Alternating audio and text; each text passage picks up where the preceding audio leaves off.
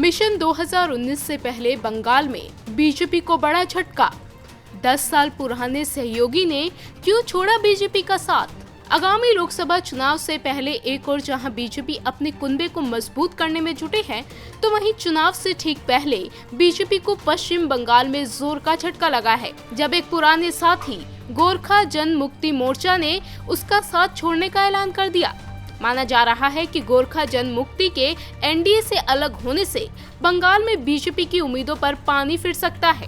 जी हां, लोकसभा चुनाव से पहले पश्चिम बंगाल से बीजेपी के लिए झटका देने वाली खबर सामने आई है।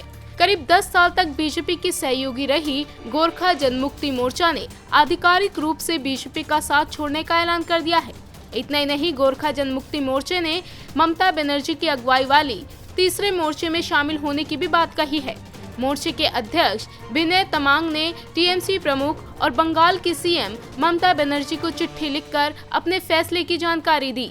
ममता बनर्जी को लिखी अपनी चिट्ठी में तमांग ने लिखा है कि गोरखा जनमुक्ति मोर्चा 10 साल से बीजेपी के साथ गठबंधन में था। हम तीसरे मोर्चे के संयोजक को बताना चाहते हैं कि हम एनडीए छोड़ने और तीसरा मोर्चा ज्वाइन करने के लिए तैयार हैं।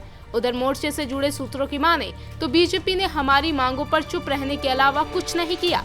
अगर ममता बनर्जी हमारे जमीन से जुड़े मुद्दों पर सकारात्मक रुख अपनाती हैं, तो बीजेपी विरोधी मोर्चे को न सिर्फ दार्जिलिंग बल्कि अलीपुरद्वार, जलपाईगुड़ी और रायगंज में बेहतरीन शुरुआत मिलेगी। सियासी जानकारों की माने तो गोरखा जनमुक्ति मोर्चे के इस कदम से बीजेपी को उत्तरी बंगाल की 4 सीटों पर नुकसान हो सकता है।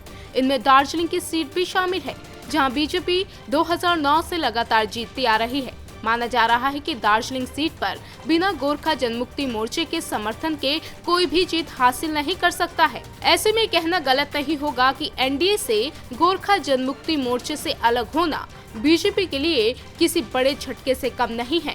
इंडिया न्यूज़ वायरल की रिपोर्ट।